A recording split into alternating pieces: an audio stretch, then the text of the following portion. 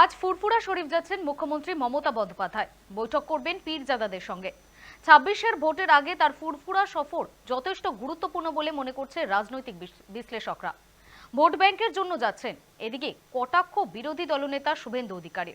ফুরফুরা যাওয়া নিয়ে মুখ্যমন্ত্রীকে চেনা ভঙ্গিতে আক্রমণ করেন বিরোধী দলনেতা। তার দাবি, বিধানসভা ভোটের আগে প্রতিবারই নাকি সেখানে যান তিনি ভোট ব্যাংক নিয়ে রফা করতে। মুখ্যমন্ত্রীর তোষণের রাজনীতি করেন, এই কথা বিরোধী শিবিরে যোগ দেওয়ার পর থেকেই বলে চলেছেন শুভেন্দু।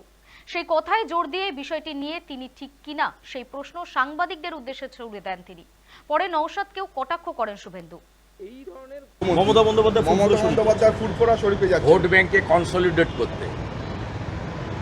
ভোট ব্যাংক উনি প্রত্যেকবার বিধানসভা ভোটের আগে যান। 16 সালেও গেছিলেন।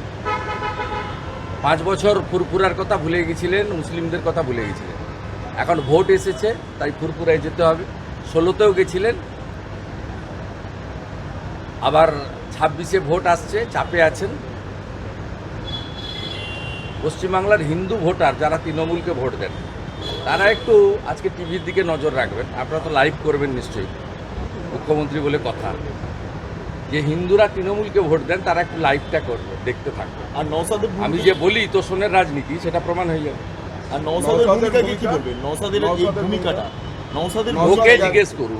ও যেদিন ডায়মন্ড হারবার ছেড়ে পালিয়েছে, সেদিনই লোক বুঝে নিয়েছে এ টিএমসির বিটি। ওকে লড়াই করে শুধু টিভির ক্যামেরাতে থেকে 2-4টা জনসভা করলে হবে না। ভোটের দিন মাঠে থাকতে হবে। হাড়োয়া উপনির্বাচনও মাঠের দিন ছিল না, মাঠে থাকে না। ভোটের দিন হচ্ছে ওয়ান ডে ম্যাচ। ওই দিন যে মাঠে থাকবে, আমি মাঠে ছিলাম, তাই মমতা ব্যানার্জি হেরেছে, আমি জিতেছি।